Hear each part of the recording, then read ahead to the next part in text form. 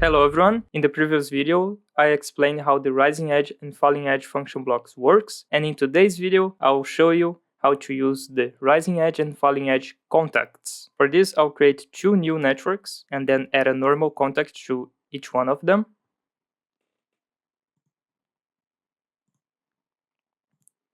Now, to convert these contacts right here to either a rising edge or falling edge, I'll right click it and select edge detection.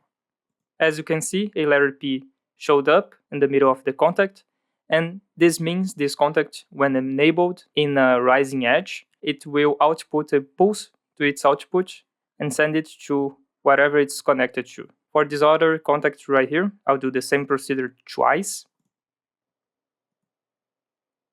And there's a letter N, which will receive a falling edge signal and convert it to a pulse on its output. Now let's add a coil, a set coil, and a reset coil, and finally assign our variables. So for both of these contacts, I'll use the same variable, input 14.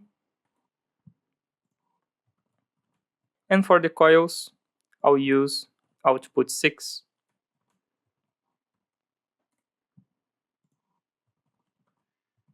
Now let's test our logic. I'll press the login button.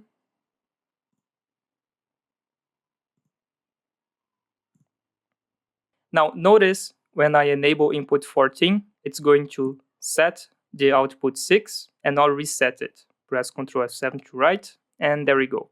And that is because this contact right here is detecting a rising edge pulse and it's sending a pulse signal to its output directly to this coil right here. Now this other contact will detect a falling edge pulse and send a signal to its output. So if I disable input 14, it will send a signal to the reset coil and reset output 6. That's it for today's video, and I see you on the next one.